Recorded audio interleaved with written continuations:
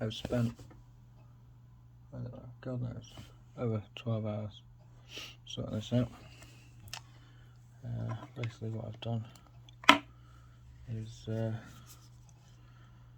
I've shaved or polished or whatever you want to do the inside of the housing, because the tube wouldn't fit because it was 0.8mm too wide, so I basically had to shave all the way around so that it would fit.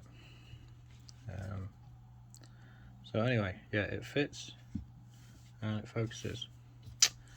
Battery, the IR and the PCB. Well, the PCB's in a bag over there.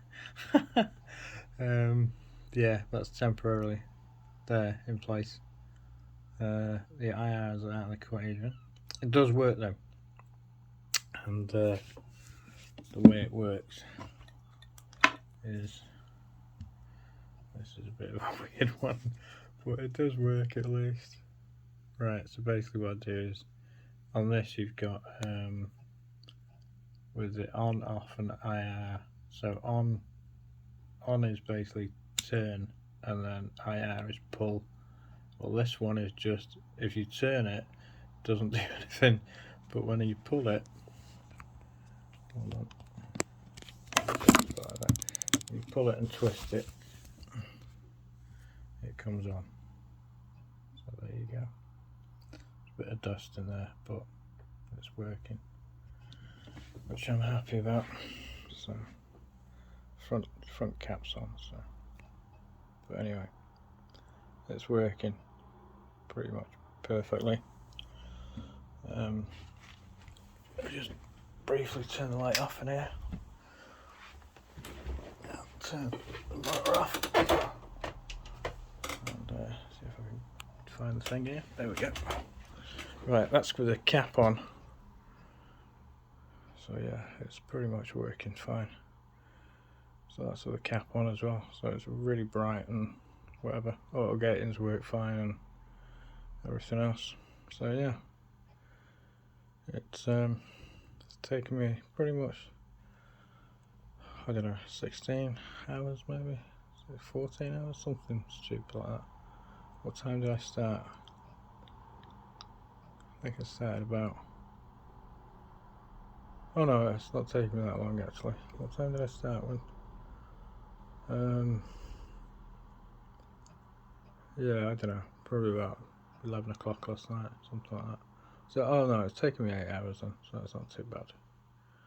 Not too shabby. Yeah, so it works. Battery's sort of not perfect, but you know, there you go. But, so to switch it off, basically pull it, turn it, and it's off. So a bit of a weird one with the turning on and all that. But there was basically two cables coming off the switch.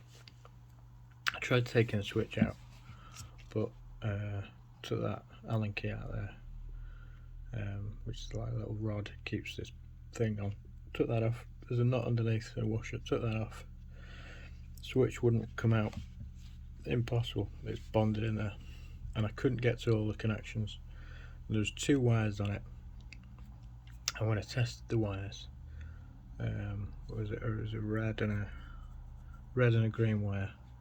So when I tested the wires with a multimeter, and when I put it on the IR, which is pull, you know, turn and then pull, and it's on, it then gave sort of a reading on the multimeter. So I thought, right, I'll use those cables, you know, rather than sort of faff around trying to solder in new connections and whatever else. I'll just use those, make it easy for myself. Oh, the other thing is as well, it doesn't fit my helmet. It doesn't sit on the J-arm properly, so I'm going to try and make something for that. But I have got a few things coming from China, so hopefully that'll sort. There's a rogue screw here. Couldn't get it out. Absolutely impossible to get out. It just kept spinning. I think it was a slightly smaller thread than the thread of the housing, So it just kept spinning and spinning and spinning. I tried everything to get it out. I couldn't even drill it out. So I left it in there. The rubber O-ring inside, that was knackered, but I've put it back in. I might sort of just, I don't know, put a bit of electrical tape or something around it, you know, liquid electrical tape rather. Actually, I think there's a little bit sticking out. It probably is. So yeah, it's a crappy housing, but like the seller said, it's a shitty housing, but it works. That is a push fit with the rubber.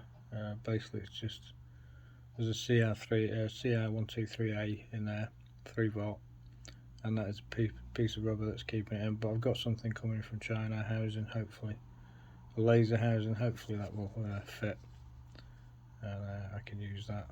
But yeah, anyway, you know, it works. It's not great, but it bloody works. Now to get the dust out of the lenses. That's the next job.